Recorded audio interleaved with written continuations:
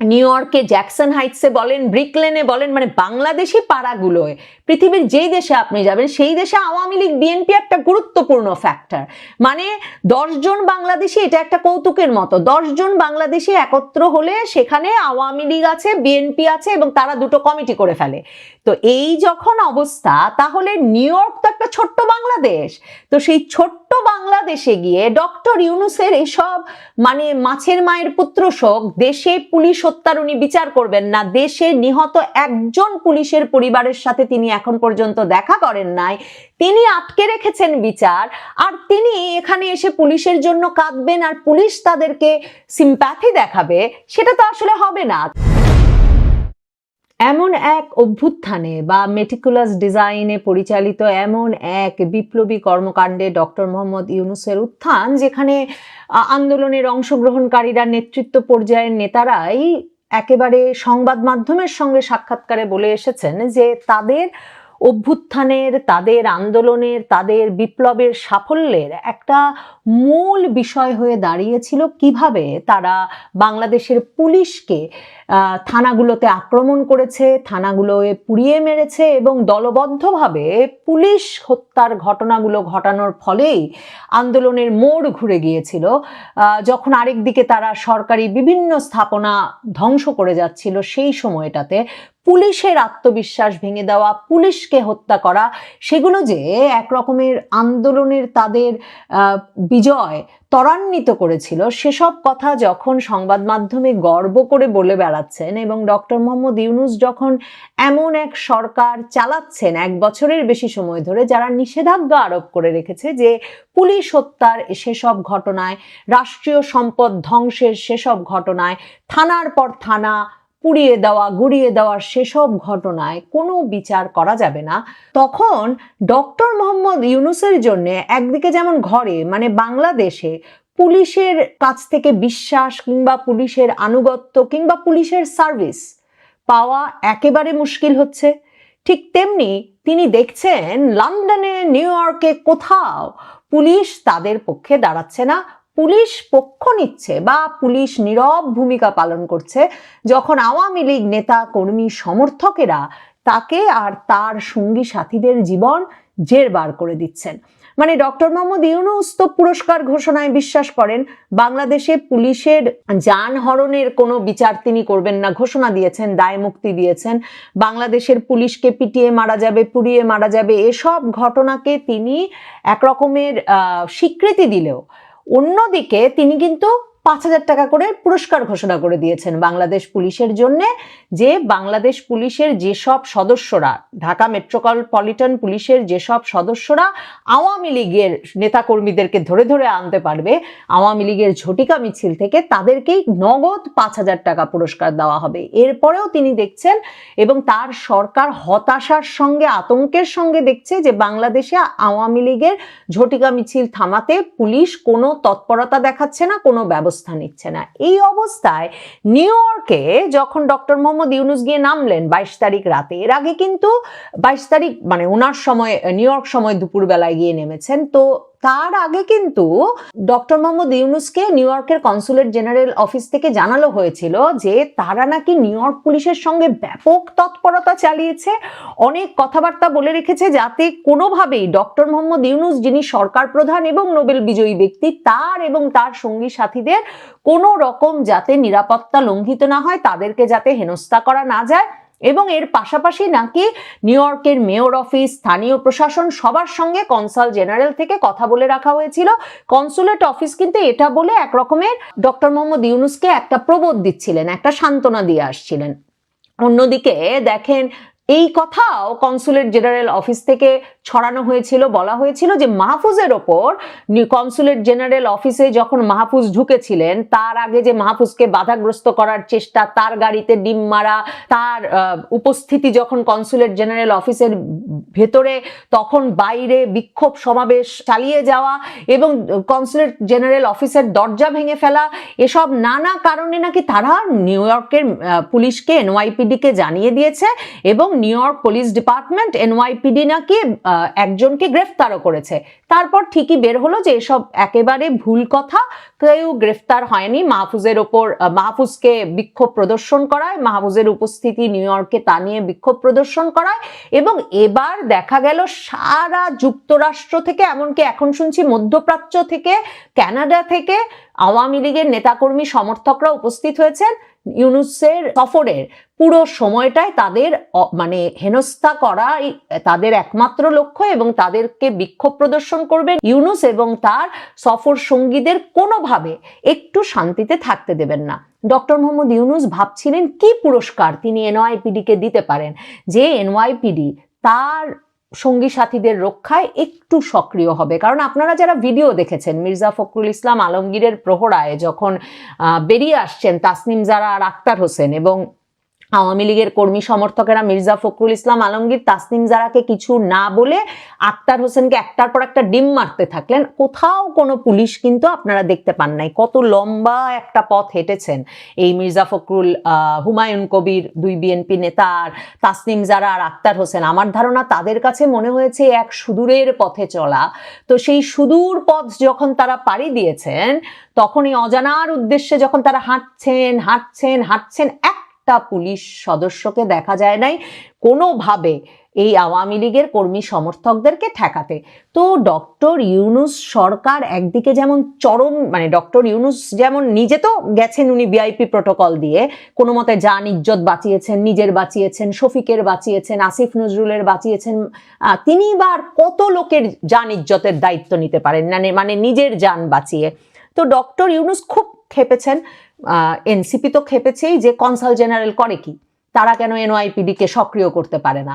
এখন এনওয়াইপিডির ব্যাপার হচ্ছে তারা তো বিক্ষোভ প্রদর্শন করতে দেবেই, তারা এসব এই ডিম মারা, ব্যানার নিয়ে দাঁড়িয়ে থাকা, মুখে গালি বর্ষণ করা, এগুলোকে তারা কোনো অপরাধ বলে মনেই করছে না। এবং এই যে আরেকটা মিথ্যা কথা প্রচার করেছে সরকার, যে তারা বলেছে যে আক্তার হোসেনকে ডিম মারার অপরাধে নাকি একজনকে গ্রেফতার করা হয়েছে। আসলে ঘটনা কি হয়েছে? আসলে ঘটনা হয়েছে স্থানীয় বিএনপির একজন নেতা এই কনসাল জেনারেল অফিসের উস্কানিতে তিনি আওয়ামী লীগের এক নেতা, যুবলীগ নেতা মিজান তার নাম, সেই যুবলীগ নেতা মিজান নাকি তাকে ছুরিকাঘাতে হত্যা করতে চেয়েছিল, এমন এক সিরিয়াস মামলা দিয়ে দিয়েছেন। এবং সেই প্রেক্ষিতে, মানে অ্যাটেম্পট টু মার্ডার তো বাংলাদেশের মতো না যে মানে আপনার আমার সবার নামে আছে 2টো করে হত্যা মামলা, 20টা করে হত্যার চেষ্টার মামলা, 25টা করে মানে হত্যা মামলা, এরকম তো না মানে বিশ্বের অন্য দেশের নিয়ম কানুন। কাজেই একজনের আপনি তার চেষ্টার অপরাধে মামলা দিয়েছেন একজনের নামে, কাজে সাথে সাথে ওই যুবলীগ নেতাকে গ্রেফতার করা হয়েছে। পুলিশ গ্রেফতার করার পর বুঝেও ফেলেছে যে ওইটা একটা মিথ্যা মামলা। এখন সম্ভবত ওই মিথ্যা মামলা দায়েরের অভিযোগে আবার মামলা হবে বিএনপির নেতার বিরুদ্ধে, মানে ওই স্থানীয় নিউ ইয়র্কের বিএনপি নেতার বিরুদ্ধে, এবং তারপর পুলিশ আবার সেই ব্যক্তিকে গ্রেফতার করে কিনা সেজন্য দেখবার জন্য এখন নাকি স্থানীয় আওয়ামী লীগের নেতাকর্মীরা অপেক্ষা করছেন। এখন মানে এই বিক্ষোভ প্রদর্শন থামাতে যে এনওয়াইপিডি কোনো ব্যবস্থা নেবে না, ডক্টর মোহাম্মদ ইউনূস বোঝেন। এখন ডক্টর মোহাম্মদ ইউনূস পারলে এনওয়াইপিডির জন্যও টাকা, কারণ লাগে টাকা দেবে গৌরী সেন, বাংলাদেশের টাকাই তো উনি পারলে সেই টাকা তাদেরও দিতেন, কিন্তু তিনি সেটা দিতে পারছেন না এনওয়াইপিডিকে। সেজন্য তিনি বের করেছেন, তার ভীষণ বুদ্ধি খাটিয়ে তিনি এবং তার পারিষদবর্গ বের করেছেন যে বাংলাদেশের বংশোদ্ভূত একজন পুলিশ সদস্য যে সম্প্রতি নিউ ইয়র্কে বন্দুকধারীর গুলিতে প্রাণ হারিয়েছেন, তাদের পরিবারের সঙ্গে সাক্ষাৎ করে তার শোক এবং সমবেদনা জানাবেন। এই বিষয়টিকে বাংলাদেশি কমিউনিটি দারুণভাবে দেখবার কথা ছিল, কারণ এই যে যিনি মারা গেছেন এনওয়াইপিডির যে বাংলাদেশি বংশোদ্ভূত সদস্য, তিনি একেবারে বাংলাদেশের অভিবাসীদের একটা হিরো, মানে একজন বীর হিসেবে পরিচিত হয়েছেন। দেখেন, তিনি তার প্রাপ্ত বয়সে স্ত্রী সন্তান নিয়ে নিউ ইয়র্কে অভিবাসিত হয়েছেন, হয়ে সেখানে এনওয়াইপিডির পুলিশ ডিপার্টমেন্টের সদস্য হয়েছেন, এবং সম্প্রতি নিউ ইয়র্কের এক বহুতল ভবনে ওই যে মানে আমেরিকার যে মাইন্ডলেস বন্দুকধারীদের যেসব ঘটনা ঘটে, মানে এক উন্মাদ বন্দুকধারী এলোপাতারি গুলি ছুটছিল, সেখানে 5 জন নিহত হয়েছেন। এর মধ্যে একজন আমাদের বাংলাদেশি এই পুলিশ সদস্য দিদারুল ইসলাম। এবং তার মৃত্যুতে সে সময় কিন্তু জানা যায় নিউ ইয়র্কে 1000 মানুষ জড়ো হয়েছিলেন এবং সেই জানাজায় এসেছিলেন নিউ ইয়র্কের মেয়র, নিউ ইয়র্কের গভর্নর। কাজেই তিনি একটা জাতীয় বীরের মর্যাদা পেয়ে তাকে বিদায় জানানো হয়েছে। এমন একজনের সঙ্গে বাংলাদেশের সরকার প্রধান দেখা করার বিষয়টির কমিউনিটির খুব ভালোভাবে নেওয়ার কথা ছিল, কিন্তু দেখেন এটা কোন ডক্টর ইউনূস? এই ডক্টর ইউনূস যে আসলে প্রকৃতপক্ষে মানে মৃত্যুতে, শোকে, তারপর জবরদস্তিতে, হামলায়, অগ্নিসংযোগে কোনোভাবে যে তিনি মোটেও বিচলিত হন না এবং এগুলোকে যে তিনি অপরাধ হিসেবে দেখেন না, তার সরকার যে এটাকে প্রেসার গ্রুপ বলে, এটা তো নিউ ইয়র্কের বাংলাদেশি কমিউনিটি জানে। কারণ আপনারা লক্ষ্য করেছেন কিনা, এখন কিন্তু প্রায়শই বাংলাদেশের সর্বোচ্চ রেমিটেন্স আসে মধ্যপ্রাচ্য থেকে না, আসে যুক্তরাষ্ট্র থেকে। কারণ যুক্তরাষ্ট্র এখন বাংলাদেশি অভিবাসীদের একটা প্রাণ কেন্দ্রে পরিণত হয়েছে। দেখেন, বাংলাদেশি কমিউনিটিকে মার্কিন যুক্তরাষ্ট্র এখন চিহ্নিত করছে, মানে মার্কিন যুক্তরাষ্ট্রের সবচেয়ে দ্রুত গতিতে বাড়ছে সংখ্যায় যেই অভিবাসী গোষ্ঠী সেটি হিসেবে। এবং সারা মার্কিন যুক্তরাষ্ট্রে 3 লক্ষের বেশি বাংলাদেশি বংশোদ্ভূত ব্যক্তি থাকেন বলে বলা হয় মার্কিন যুক্তরাষ্ট্রের হিসাবে, এবং এর মধ্যে 1 লাখের বেশি থাকেন নিউ ইয়র্কে। যে কারণে নিউ ইয়র্কের মেয়র পদপ্রার্থী ওই যে মামদানি, মীরা নায়ারের ছেলে, সেই মীরা নায়ারের ছেলে মামদানি কিন্তু বাংলায় ভোট চেয়ে ভিডিও বানালেন। তিনি প্রথম মেয়র ইলেকশনের প্রাইমারিতে জেতার পরে বললেন যে এটা এই বিজয় আমি বাংলাদেশি আন্টিদের দিলাম যারা আমার জন্য প্রচারণা চালিয়েছেন। আপনি তো এই অবস্থায় বাংলাদেশি কমিউনিটি তো জানে খবরটা কি, এবং গত 1 দশকে এনওয়াইপিডিতে বিপুল সংখ্যক বাংলাদেশি কমিউনিটির সদস্যদেরকে কিন্তু অন্তর্ভুক্ত করা হয়েছে উদ্দেশ্যমূলকভাবে। অভিবাসী কমিউনিটির সদস্যদের বাড়ানো হয়েছে, এর মধ্যে বাংলাদেশিরাও অনেক সংখ্যায় যোগ দিয়েছেন। কারণ যেহেতু শহরটির কমিউনিটিতে তাদের প্রতিনিধিত্ব এত বেশি, তাদের যে জটিল রাজনৈতিক সমীকরণ, কারণ নিউ ইয়র্কে জ্যাকসন হাইটসে বলেন, ব্রিকলেনে বলেন, বাংলাদেশি পাড়াগুলোয় পৃথিবীর যেই দেশে আপনি যাবেন সেই দেশে আওয়ামী লীগ, বিএনপি একটা গুরুত্বপূর্ণ ফ্যাক্টর। 10 জন বাংলাদেশি, এটা একটা কৌতুকের মতো, 10 জন বাংলাদেশি একত্র হলে সেখানে আওয়ামী লীগ আছে, বিএনপি আছে, এবং তারা দুটো কমিটি করে ফেলে। তো এই যখন অবস্থা, তাহলে নিউ ইয়র্ক তো একটা ছোট্ট বাংলাদেশ। তো সেই ছোট্ট বাংলাদেশে গিয়ে ডক্টর ইউনূসের এসব মাছের মায়ের পুত্র শোক, দেশে পুলিশ হত্যার উনি বিচার করবেন না, দেশে নিহত একজন পুলিশের পরিবারের সাথে তিনি এখন পর্যন্ত দেখা করেন নাই, তিনি আটকে রেখেছেন বিচার, আর তিনি এখানে এসে পুলিশের জন্য কাঁদবেন আর পুলিশ তাদেরকে সিম্প্যাথি দেখাবে, সেটা তো আসলে হবে না। কারণ এই পুলিশ সদস্যদের মধ্যে তিনি আসলে কি করছেন বাংলাদেশে, এমন সদস্যরা তো আছেন। এনওয়াইপিডির সদস্য হিসেবে এমন আওয়ামী লীগ পরিবারের সদস্যরা আছেন যাদের বাড়ি পুড়িয়ে দেওয়া হয়েছে, যাদের ব্যবসা পুড়িয়ে দেওয়া হয়েছে। এনওয়াইপিডির সদস্যদের মধ্যে এমন পরিবার আছেন যারা জানেন যে তাদের পরিবারের এক সদস্য শুধুমাত্র আওয়ামী লীগ সমর্থক বলে হয়তো এখন বাড়িতে থাকতে পারছেন না। কাজেই ডক্টর মোহাম্মদ ইউনূসের এই কান্না আসলে কোনো ফল দিচ্ছে না, বরং নতুন করে এই যে ডক্টর মোহাম্মদ ইউনূসের এই যে পুলিশ হত্যাকারী পরিচয় বিষয়টিকে আবারও উস্কে দিয়েছে। কারণ আওয়ামী লীগও কি করছে দেখেন, লন্ডনে, যুক্তরাষ্ট্রে, সর্বত্র তারা এই যে পুলিশ হত্যা করে ক্ষমতায় এসেছেন ডক্টর মোহাম্মদ ইউনূস এবং পুলিশ হত্যার বিচার আটকে রেখেছেন, এই বিষয়টা বারবার পুলিশ সদস্যদেরকে গিয়ে বলছেন যে কেন তারা বিক্ষোভ করছেন। এবং তাদের স্লোগানও যদি শোনেন ভিডিওগুলোতে দেখবেন বারবার বলছেন police killer Yunus go back, go back, police হত্যাকারী Yunus go back, go back. এবং তারা ছবি দেখাচ্ছেন লন্ডনে, যুক্তরাষ্ট্রে, পশ্চিমের যে দেশে তারা বিক্ষোভ করছেন, বিক্ষোভ করার আগে কিন্তু আবার পুলিশকে জানাতে হয়, পুলিশের অনুমোদন নিতে হয় যে আমি এই জায়গায় বিক্ষোভ করছি। সেখানেও তারা এই ছবি, এই সংবাদগুলো তুলে ধরছেন যে কিভাবে বাংলাদেশে 2024-এর জুলাই আগস্ট আন্দোলনের সময় পুলিশকে পিটিয়ে মেরে দিনের পর দিন আন্দোলনকারীরা ব্রিজ থেকে, গাছ থেকে ঝুলিয়ে রেখেছে।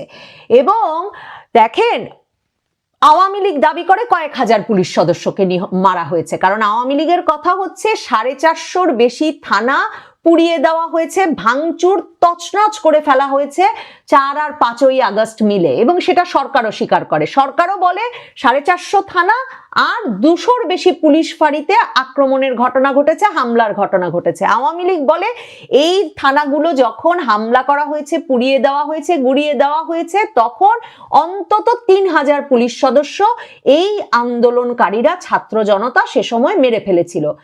বাংলাদেশের পুলিশ সদর দপ্তর দাবি করে এত পুলিশ মারা হয়নি, মারা হয়েছে 44 জন পুলিশ।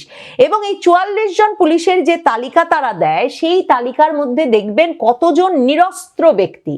এমনকি উত্তরায় যাত্রাবাড়িতে জুলাইয়ে এই আন্দোলনকারীরা, ছাত্র জনতা, যেই পুলিশ সদস্যদেরকে ধরে পিটিয়ে মেরে চামড়া ছিলে, তখনকার সংবাদপত্রে আছে, ঝুলিয়ে রাখলো দিনের পর দিন ব্রিজ থেকে বা গাছ থেকে, সেই দুই দিকেই কিন্তু এই ঘটনা ঘটেছে। এবং উত্তরায় সম্ভবত একাধিক পুলিশের ক্ষেত্রে এই ঘটনা ঘটেছে।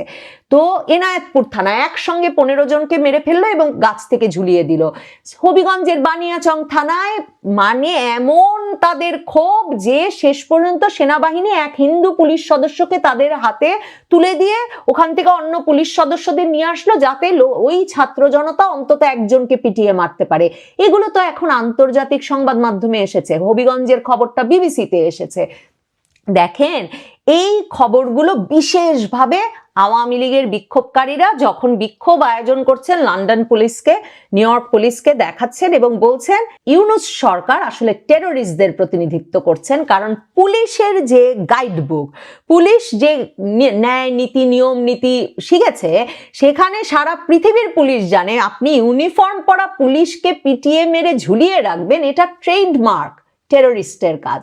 কাজেই এই টেরোরিস্ট, সন্ত্রাসী, এরা যে ডক্টর ইউনূস যে এদের প্রতিনিধিত্ব করেন, এই কথাটা পরিষ্কার আওয়ামী লীগের বিক্ষোভকারীরা বুঝিয়ে দিয়েছেন। এই new York police, London police, মানে এই যে পৃথিবীর দেশে দেশে যখন তারা বিক্ষোভ আয়োজন করছেন তখন। কাজেই আওয়ামী লীগের কর্মী সমর্থকরা বলছেন তারা পূর্ণ সমর্থন এবং সহানুভূতি পাচ্ছেন বিক্ষোভ প্রকাশের সময়। আর ডক্টর ইউনূস এখন যতই বাংলাদেশে যেমন 5000 টাকা করে ইনাম দিয়েও তিনি আওয়ামী লীগ ধরিয়ে আনতে পারছেন না, আর আওয়ামী লীগের মিছিলের সময় ঝটিকা মিছিল আটকাতে পারছেন না, সেই একই ঘটনা তার জন্য ঘটছে নিউ ইয়র্কেও। নিউ ইয়র্কের কমিউনিটিতে বা নিউ ইয়র্কের বাঙালি কমিউনিটির ভেতরে তিনি নিরাপদে চলাচল করবেন, বাঙালি কমিউনিটির তিনি ভালোবাসা পাবেন, বাঙালি কমিউনিটির আস্থা অর্জন করতে পারবেন, বাঙালি কমিউনিটির গর্বের প্রতীক এই নিহত পুলিশ সদস্য দিদারুল ইসলামের পরিবারের সঙ্গে সাক্ষাৎ করে এই আশায় গুড়েবালি বাংলাদেশি কমিউনিটি নিউ ইয়র্কে পরিষ্কার জানে ডক্টর মোহাম্মদ ইউনূস কি করে এসেছেন, কি কি অন্যায় করে এসেছেন, এবং ডক্টর মোহাম্মদ ইউনূসকে ঠিক একই প্রতিরোধের সম্মুখীন হয়ে যেতে হবে পুরো সফরটা জুড়ে, যেই প্রতিরোধের সম্মুখীন হওয়া থেকে তিনি কোনো ক্রমে ভিআইপি প্রোটোকল দিয়ে বেরিয়ে বেঁচেছেন বিমানবন্দরে। কিন্তু সেই একইভাবে তিনি বাঁচতে পারেন কিনা, তিনি যখন সম্বর্ধনা সভায় যেতে চান টাইম স্কোয়ারে, ম্যারিয়েট হোটেলে, তখন তিনি এই হেনস্থা হওয়া থেকে তিনি এবং তার খুবই ঘনিষ্ঠ ব্যক্তিবর্গ শফিক, আসিফ নজরুলেরা বাঁচতে পারেন কিনা, যখন তিনি জাতিসংঘের অধিবেশনে যোগ দিতে বের হন হোটেল থেকে, এই প্রত্যেকটা জিনিসের দিকে এই